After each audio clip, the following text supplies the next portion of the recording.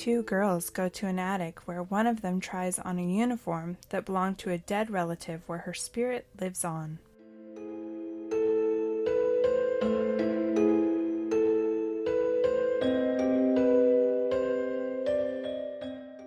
This is Ryan.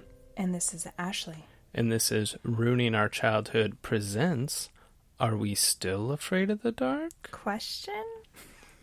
That was a question? It's a question. A weekly podcast where we rewatch the 1990s classic, Are You Afraid of the Dark? Yes. That's what we're doing today. Yes. And today we're doing the episode, The Tale of the Hungry Hounds. It's a story. It's an episode. It is. So let's get right into it. You want to do the first category? The first category is the one we like to call Well, Hello There, where we talk about any famous or recognizable actors that we didn't know were in the episode. Who did you notice? There's only one for me. Yeah, same. I've noticed that in a lot of these episodes, the cast is very small for the most part. And this one is no exception. No. And the person that I recognized was the lead character, Pam, played by Mia Kirshner, who you pointed out was on... I remember her being in Not Another Teen Movie. Yes. And like you said, she played the Sarah Michelle Gellar part. Yes. From Cruel Intentions. Mm-hmm. But I looked her up, and she's currently on Star Trek Discovery. Oh, okay. Yeah. I recognized her from Vampire Diaries. She played Isabel, which I think was Elena's mom, but I question if it was. I think you're right. I don't know. It's been a long time since I've I've seen that show, so... but she was on several episodes of Vampire Diaries, and that's where I recognize her from. But I realize a young Mia Kirshner looks a lot like a young Amy Adams. Definitely. They have very similar face shapes and eyes. That was the only person. The secondary character, Amy, who played her cousin, she didn't really look famous or anything, and she's only been in like 5 things, so... Oh, okay. And then I think the only other person was the mom, and there's a ghost, spoiler alert, later in the episode. But yeah. Nobody else looked remotely famous. Very small cast, just 4 people basically. Yeah. Yeah. And some animals. Yeah, this is true. Did you have anybody else, or? No, that was the only one, was her. But it was interesting that I recognized her. I was like, oh, that looks like Mia Kirshner, and sure enough. For sure. The next category is called Let's Get Digging, and it's all about the plot, and more notably, the plot holes. What was your first plot hole? Or what did you think about the plot? I thought the plot was something that I could see myself doing as a kid, being up in an attic and playing around and like digging through old stuff like in my parents' house. Like, being possessed by your dead aunt? No, not that part, but the part of like going through someone like your grandparents' attic and seeing like, yeah. So I was like, oh, okay, that's something I could do. But then the idea of getting possessed by a riding jacket. Yeah. So basically this story starts with, once again, a cousin from out of town is visiting another cousin, kind of similar to the Ghost House episode from 2 weeks ago. Yeah. But this time, both cousins are pretty nice. One's not overly bitchy to the other. Yeah. But there's the city cousin, Amy. They have to make sure you know that. She's from the city. And then there's Pam, who's Mia Kirshner, and she is in the country. She wants to ride a horse, but her mom won't let her because, spoiler alert, one of her aunts dies at an early age falling off a horse. Yeah. Apparently. Which I think it's interesting that you would have a desire to do, like, I want to ride a horse and be mad that your mom won't let you ride it, but that's how your aunt died. But she didn't know her aunt, so... But I'm sure she knew that's how she died. Yeah, but that, I don't know. I think it would be off limits. Well, it is off limits, but that makes it more exciting for children. You tell a child no, and they'll be like, well, now I really want to do it. Want to ride a horse. Yeah. I agree the plot was fine to a point. It started off strong, and then it gets confusing in the middle. Yeah. I'm not going to lie. I think if I was a kid, this story would confuse me immensely because it confused me as an adult. I looked at you and I said I was confused because she puts on the rider's jacket. Yeah. And a portal opens up in the attic to a graveyard. Well, to the woods. And they walk through the woods to a graveyard. Why is there a portal in your attic? I was confused by that. You're confused by the magical portal? Yes. It's a ghost story. It's not going to be realistic. No, that's true. I'm confused. Why is there ghosts and ghost stories? I'm not confused by the ghost. I know, I'm just kidding. Yeah. Did you have any plot holes? Well, that would be one of them. The creepy, weird portal. I mean, I guess it doesn't make sense because this whole story doesn't make sense in the way that even if you were possessed by your aunt's ghost, mm-hmm. I don't know why that does open a doorway to... And I'm confused on whether... Did that doorway lead them out to another dimension? Because now there's just a bunch of ghosts running around? Yeah. Allegedly? And then they went to a graveyard, though, that had all their families in it. Like their family that's members. Probably real. But they didn't recognize the graveyard, it seemed like.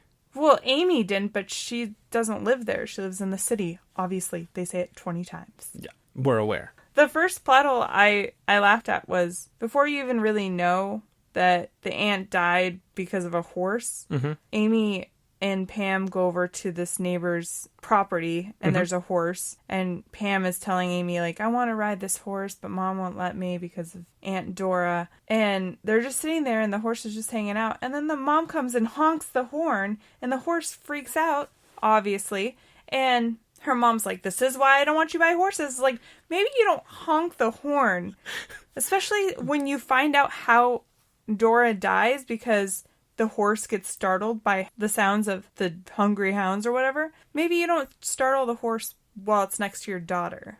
And it was funny because they were just kind of standing on a fence looking at the horse. They weren't doing anything wrong. They weren't in danger. No. And this mom was like, let me freak out. Yeah, honk the horn so it scares the horse. Yeah. Maybe she did it on purpose because she's like, my daughter's not getting the point that horses are dangerous, so let me just put her life in danger just a little bit. Let me teach her. It didn't work. No, it did not. It didn't work. Did you have any other plot holes? I didn't. Oh. What did was we your watch other the one? same episode? What was your other one? So, I guess this is part of the red flags, so maybe I shouldn't talk about it. I'll just go into the next one. Actually, those are mostly red flags. I have a lot of stuff I can reference in red flags. Except for the dogs. So eventually there's a point where Dora / Pam is obsessed with feeding the Hungry Hounds because basically when she was alive, she didn't feed the dogs. The dogs apparently were so hungry because they were hunting dogs. I don't know. That they almost killed whatever that old guy's name is. Giles, who's like the barn keeper or something like that. Almost kill him, and they probably killed the fox. There's a fox in the story.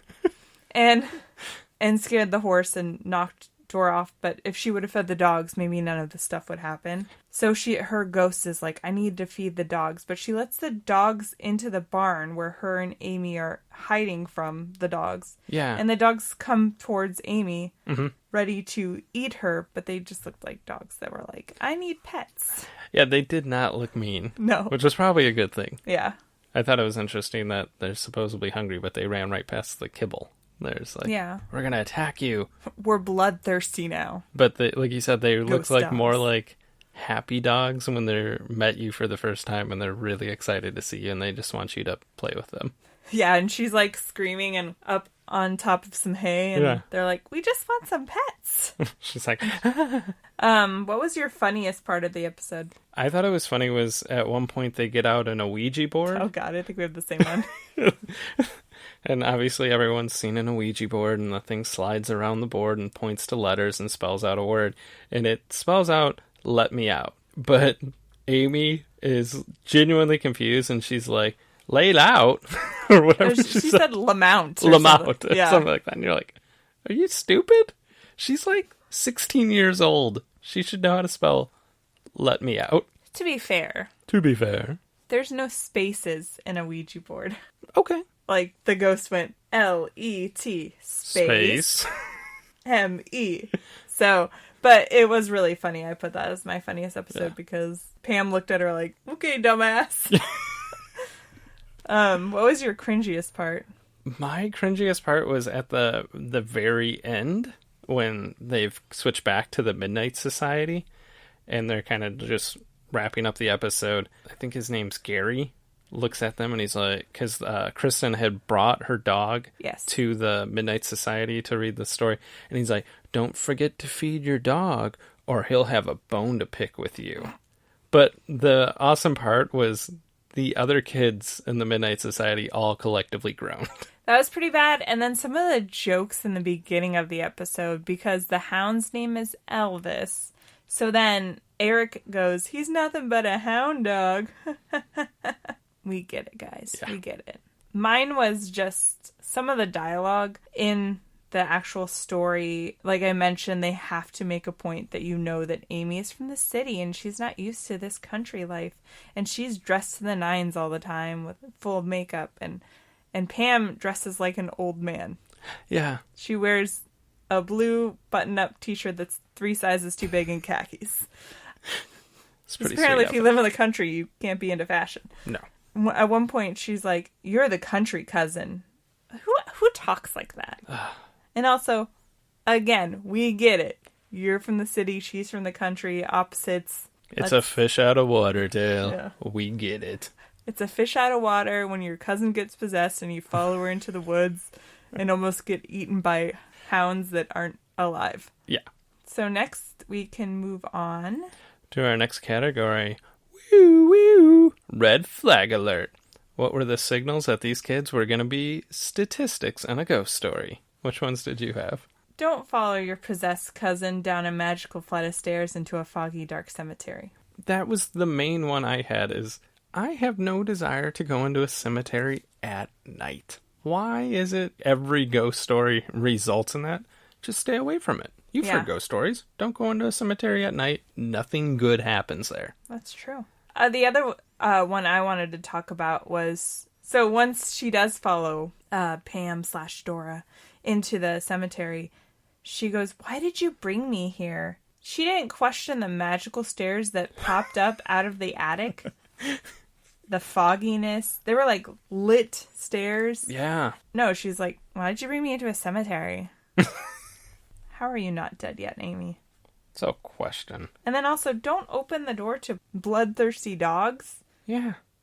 If they're the ones that caused your death.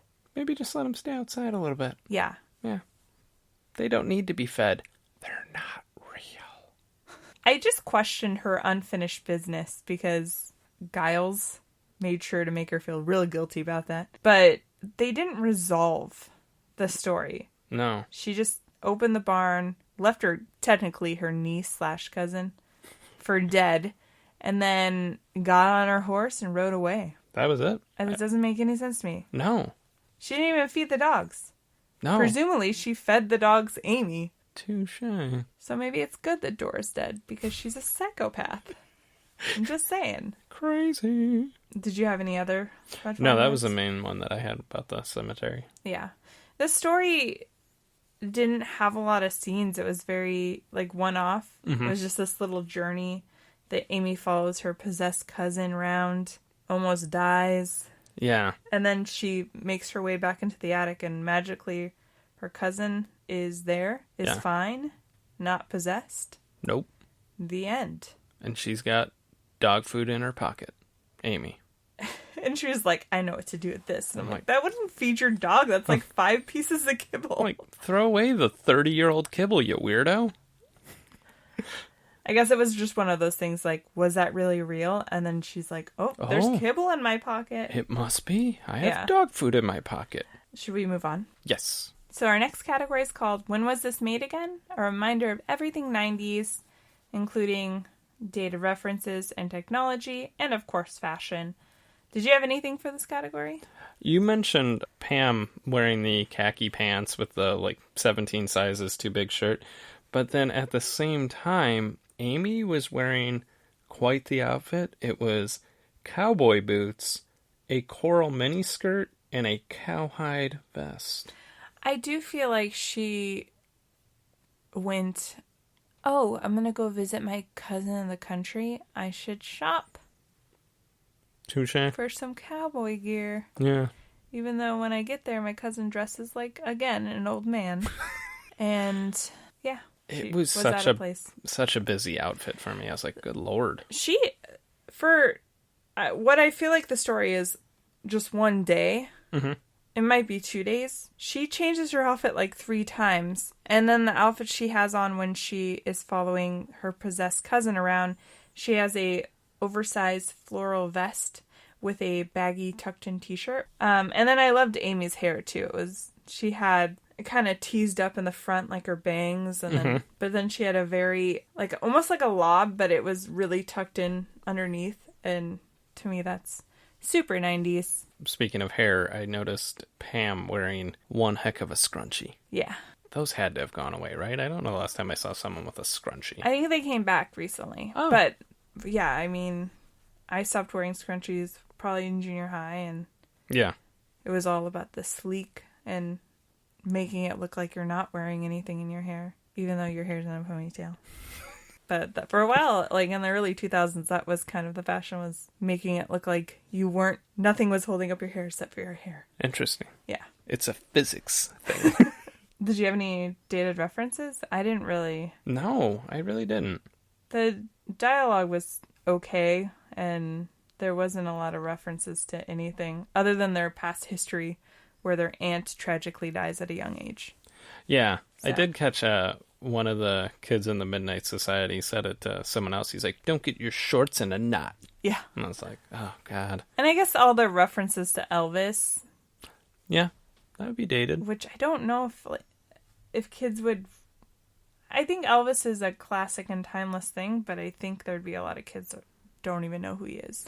Well, I mean, we saw just recently Billie Eilish was on Jimmy Kimmel, and he asked her if she knew who Van Halen was, and she didn't. That's true. And then, like, there's two sides. It's, how dare he try to show her up like that, and then, how dare she not know who Van Halen is? And I'm like... But she's a 17-year-old girl. Yeah, she was... And that's not her genre of music. Born in, like, 2002. Van Halen, I don't know the last time they had a hit song. It's been a really long time. Yeah, that's very true. Yeah. So, yeah, you're right. There's kids out there, I'm sure, have no clue who Elvis is, which is insane. They probably think he's some sort of, like, mythical, made-up creature like Santa Claus. Is Elvis going to bring me presents this year? You know there's people in Tennessee that they're like, it's Elvis Claus. Coming to visit you. Oh, what about any technology? There was a couple pieces just up in the attic, because they had some weird stuff up there. I did see a turntable, which obviously have come back because vinyl's very popular. Mm-hmm. And did you notice anything? Not really. I just not recognized the music when Pam gets possessed for the first time and she opens the window to the attic and goes down the stairs. It's very as if she was a knight. There was a lot of drums. It was very intense. Yeah. But very proper. It was kind of a weird... I was going to say, it does not match up with someone walking downstairs. Yeah, a ghost. Like you said, it's kind of like a majestic moment. It's a lit up staircase. It's kind of like, type thing. And they're like, yeah, let's go with this night music. I don't know, it was weird. I can't explain it. It was just like a royal thing. Yeah. I don't know. It was very out of place. Yeah. Do you want to move on to the awards? Yes. As always, it is award season here, and we give out 2 awards every week, the first of which is the Kel Mitchell Award for Exceptional Overacting. Whom did you give your award to? Again, like we said, there wasn't a lot to choose from. I ended up just giving it to Giles, who is played by an actor named David Francis, and he was the stable keeper, and he was a ghost, and his only scene was just him appearing and yelling at Dora for not feeding the hounds and just really overacting. Yeah. And it scared Amy a little bit, but not too much. I guess when you're possessed, you don't care that you're getting yelled at by a ghost. No, I was saying it didn't scare Amy, the cousin. Yeah. It was just there, along for the ride. That's a good point. I'm pretty sure she's just like, who is that? As if, like, they just ran into somebody at a supermarket. Like, oh, you're talking to that person. Who is that? Oh, it's your neighbor? That's cool. Yeah. Who did you give yours to? I gave it to Jennifer Gula, who played Amy. And I kind of went back and forth between Giles and her, but what sealed it for me is towards the end, she goes running up the stairs to get back into the attic. And when she jumps down, which I should say she wasn't really running. She was just kind of walking up the stairs. She jumps down and she just unnecessarily like bends over, grabs her knees, and just starts breathing really heavy like it was the most strenuous activity ever. I was like, whoa, slow down there, buddy. You just jumped 2 feet. Well, she was running away from those dogs who, again, weren't chasing her anymore because they were going after the fox. Going after the fox, yeah. Again, guys, there's a lot of elements in the story we haven't even talked about because I'm still confused by them. Because we can we'll talk about it in the final thoughts, but we'll move on to the Kenan Thompson Award for just doing the best under the circumstances.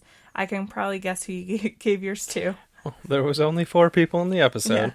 Yeah. I gave it to Mia Kirshner. When she was Pam, I didn't think she was great. She was very boring. But I felt like when she turned into Dora, she did a good job as playing a possessed person. Mm-hmm. And I was like, okay, this isn't that bad. But also I feel like she won by almost default. I agree. I gave it to her just because she played 2 different characters, and there you could see a difference. Yeah. I mean, they changed her hair, because, like you said, Pam's kind of boring. She's frumpy. Again, dresses like an old man at the Olive Garden. But give me some breadsticks. Sorry. That was really loud. I apologize. Nora, her hair's down. It's wild. She's freer, and she's really irresponsible, because she should have fed those damn dogs. Why didn't she? And she just had better range, I guess. Yeah.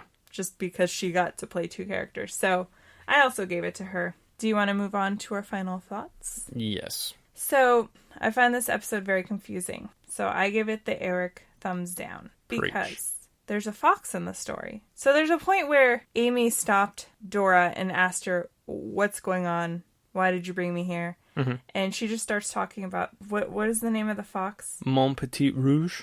Mon Petit Rouge. And I thought she was talking about a horse at first. Yes. I was like, did I miss something? There's a horse that got out of the stable, so then she got on another horse to chase after it. No, turns out Mon Petit Rouge is a fox that she was chasing after, and the dogs were chasing after, and then the horse got scared and she fell off and died. Yeah. I honestly did not know what was going on in this story at all. You had paused it at one point to just fill in some notes, because sometimes the way these episodes are, they're very short, and we're like, oh my lord, I need to type stuff. At that point, I had no clue what was going on. It was confusing. I don't think it was very scary, other than you're in a graveyard and you came across a ghost. But like you said, we're supposed to be afraid of these dogs, but the one still wants to let the dogs in. It was easily the worst episode, I think, that they've had. I agree. And the thing that sealed it for me with the Eric thumbs down was the very end. She makes it back to the attic. Pam's okay. She was just behind some clothes. And she's like, I gotta go feed the dog. Her dog. Just singular dog. Mm-hmm. And Amy's like, swears she hears dogs. And gets all worried that she's still Dora. But then realizes, no, it's just my cousin who has one dog that she needs to feed. Then that's the end of the story. Yeah. There's no resolution other than when Kristen goes, her mom said, all of a sudden changed her mind. She said, yeah, you can ride horses, because she wasn't haunted by her ghost. They never said anything about her mom being haunted by this ghost. No. They didn't make reference to it. Her mom was just in that one scene. Yeah. Where she honked the horn at her, told her you shouldn't like horses, and let's go back home. Yeah. That was it. It was just really lazy to me, because they should have showed a scene or something where her mom maybe saw her sister or something. You know, there should be like an emotional connection. Yeah. And her mom got closure that her sister was okay, which she wasn't. No. She died for a stupid reason. The episode literally has a beginning and a middle. Yeah. And the start of an end. But there's no, like you said, no resolution. A pretty weak episode. So, definitely giving them the Eric. That's another one in the books. Yes. Whatever that means. So, yeah. Thanks for listening, guys. As always, we ask if you want to follow our social media. Mm-hmm. We have Twitter. It's a thing. At ROC Movie Podcast. And Instagram at Ruining Our Childhood. And over on Facebook at ruining our childhood. Yeah. Thanks for listening and making us part of your week. As always. We'll see you guys next week. Okay. Bye. Bye.